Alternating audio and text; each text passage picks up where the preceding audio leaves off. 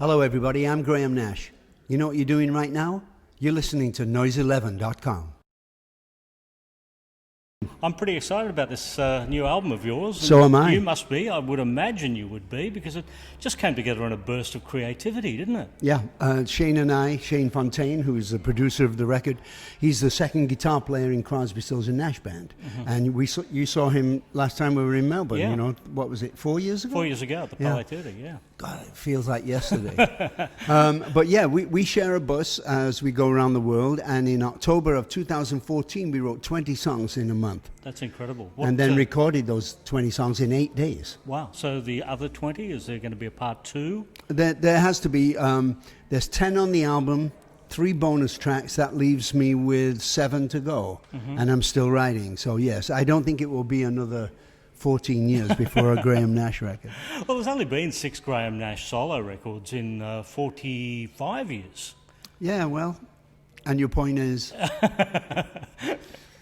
Well, it's good to see that we're getting a bit of a move on in the later years. Well, you have to. I mean, how much time do we have left? Look at who we've lost this year. I know it's been. And we're only in March. It's been pretty devastating, particularly in Australia. We've lost some big names down here as well. With this record, there's some very personal songs, and I guess it came out of a very personal time for you here. You're revealing stories like Another Broken Heart, Myself at Last on this record. How do you feel about then going out and performing songs like that in front of an audience? As an artist, you have to be as honest as possible, you know, and you have to reflect the times in which you live. And one of the great feelings that I'm getting now is that I'm playing smaller places, mm-hmm. so I can see people, I can see their eyes, I can see if I'm making contact, you know. If I deliver a line in a song that I, you know, think is a pointed delivery and look up and see somebody react to that line, that's great for an artist. We need to make contact with our fans. Was the nucleus of the record the breakup? Is that what then led to all of these songs coming out in the book? Absolutely. My wife and I, after 38 years, decided that we would divorce. It's been messy and it's been a little nasty and it's been expensive, but that's what divorce is. Mm-hmm. You know, I have yet to hear of a nice divorce. Mm-hmm.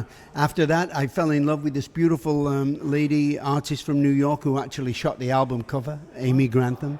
And this Pat Tonight, all these words were my feelings that I'm trying to get out of myself so they don't drive me crazy. Mm. You've been doing some of the songs live already, Golden Days, Back Home, Myself at Last, This Part Tonight.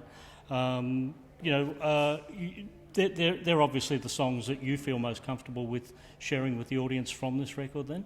I want to sing every song on the record. Uh-huh. It's just that it's been a bit of a busy time. We haven't had much time to rehearse, so we're only doing, I think we're doing like 6 songs from the record right now, and I intend to do the rest of them too. Mm.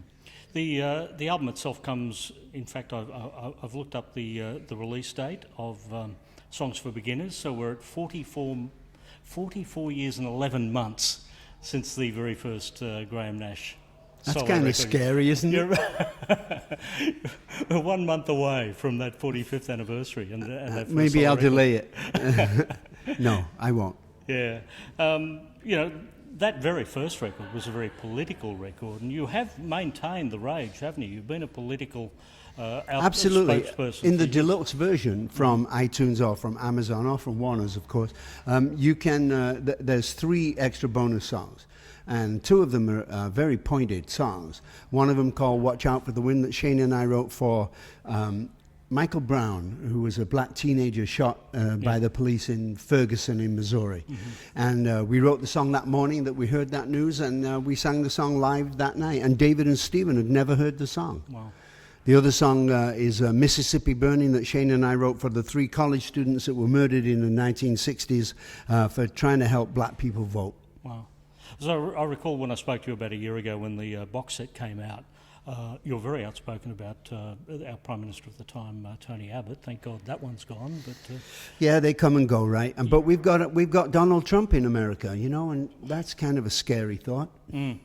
Yeah, military madness, as we said 45 years ago, yet very relevant to today, isn't it? Unfortunately, yes. And so is Immigration Man, and so is Chicago, and so is. It's kind of it's kind of upsetting. I mean, on one hand, it's nice that the music that you created has lasted so long and been loved for so long.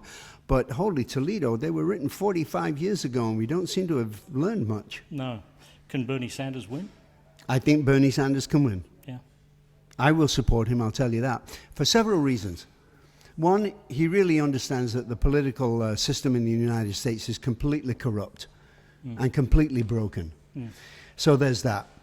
I think that he understands that the trade agreements that we've made around the world have been just exporting millions of American jobs to a cheaper place, China, India.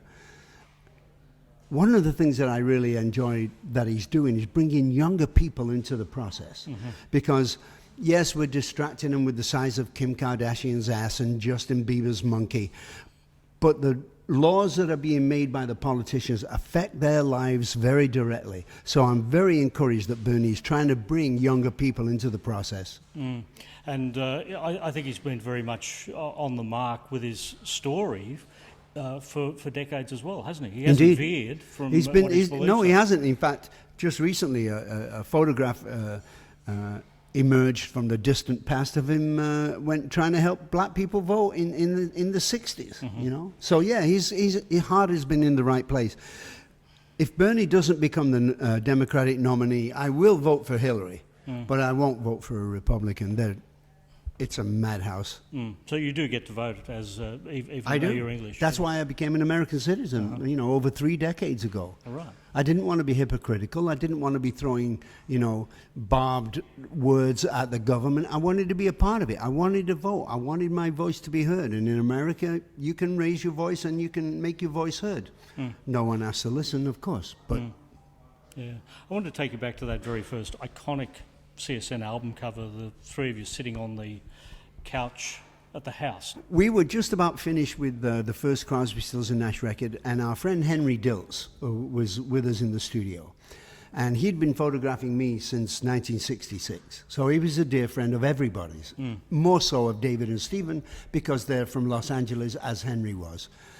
We said, you know, we need an album cover. Let's go walking around and see what happens. And we came upon this house with this couch. And it was empty, completely empty.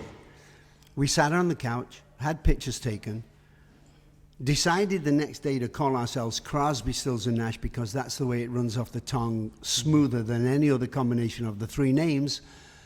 When we got the pictures back, we realized we're sitting in the wrong order. So we go back to the house the next day. It's gone. It was bulldozed into the back of the lot. It was just a pile of rubble. Wow. That's why people come up to me and think that I wrote Guinevere. Because we're sitting in the wrong order and, you know, there's the word Crosby above my head. Yeah, yeah. Marrakesh Express was one of the songs that you wrote for that record that to this day you still perform that live. I do. As a matter of fact, Yeah. I'm going to do that at Blues Fest too. Yeah. Wow. It's a good song. I like it. You know, people seem to really enjoy those older songs. And we know that we have a responsibility to play, you know, Sweet Judy Blue Eyes and Our House and Teach Your Children and Guinevere and Long Time Gone and Southern Cross, all of those. And we do play them. But our fans love us for the fact that they may hear a song just like Watch Out for the Wind that I was talking about earlier that was written that morning. Yeah. With, you know, a song like Marrakesh Express, was that actually written for CSN or was that just something that you I don't write for anybody but me. No. If you know, if CSN want to do it, fine. But I'll tell you something. In the bowels of Abbey Road, there's a track of the Hollies trying to do Marrakesh Express. Is that right? Wow. Well, it's not that great, I'm afraid. The Hollies was a great era, of course, as well. And I think Bus Stop is one of the ones you've been performing live. Yeah, recently. we've been starting the show with Bus Stop. It Yeah. kind of settles everybody down. Yeah, but you never wrote that. I didn't. That was Graham Gouldman, who later formed 10cc, who also wrote Look Through Any Window and Heart Full of Soul and No Milk Today and Bus Stop, as you said. Yeah, great writer. Well, there was so many great Hollies songs that you did write. Carrie Ann, King Midas in Reverse. How come you chose the one that you didn't to open up your show with? Not sure, really. I just enjoy singing it. Yeah. And I didn't sing it on the record, of course. It was Alan Clark who was the lead vocalist. But I enjoyed singing it, so I thought, well, if I'm enjoying it, why don't we do it? But I do King Midas in reverse. You know. Yeah. Yeah. Well, Bus Stop was June 1966, so that's coming up to its 50th birthday in a couple of months. Good Lord. Yeah. And time goes on. Really. I want to ask you one final question about your interest in photography and when that started, and you know, because you've done so many great exhibitions. I think you're being exhibited in San Francisco. Indeed. As we speak. When was that something that you really became passionate about? I've been a photographer longer than I've been a musician. Is that right? I have a book out, Eye to Eye, and the first portrait in there is of my mother I took when I was 11. And it was that moment when I knew that I saw slightly different than most people. See, I like to be invisible. I don't want people knowing that I'm taking that picture. Because I know what happens when you know that there's a camera on you. You always put your good side first, and you want to try and look like Elvis, you know. But those aren't the real photographs. I like taking photographs when you don't know I'm there. And you were one of the early adapters of digital photography as well, weren't you? The first. Yeah. That's why my first printer is in the Smithsonian Museum in Washington, D.C. As having started the digital revolution in terms of inkjet printing for photographers. Yeah. When digital photography came along, that was sort of a weird one for photographers, didn't they? It's always weird. They didn't want to adapt. Of course not. It was incredible to try and convince gallery owners and museum directors and buyers. It was very difficult, you know. But I knew it was coming, and I knew that it was going to be an undeniable form of communication, which it is, of course. You know, there's in America alone, there's 350 million cameras. You know, every phone's got one. You know, but there's only 12 photographers. Yeah. Everybody else is using their camera as a memory. Yeah, that's true. It's been a remarkable career, and it's sounding 50 years on as good as ever with this album. This photograph that was taken by my new girlfriend, Amy Grantham, that was taken in Woodstock. Is that right? And I'd never been. You'd never been to Woodstock? Even though you'd had a song about Woodstock? Well, not only that, but we played the Woodstock Festival, but it wasn't in Woodstock, it was in Bethel, 60 miles away. I did not know that. That's right. See, and this was the first time I'd ever been in Woodstock, New Year's Day, 2015. Right.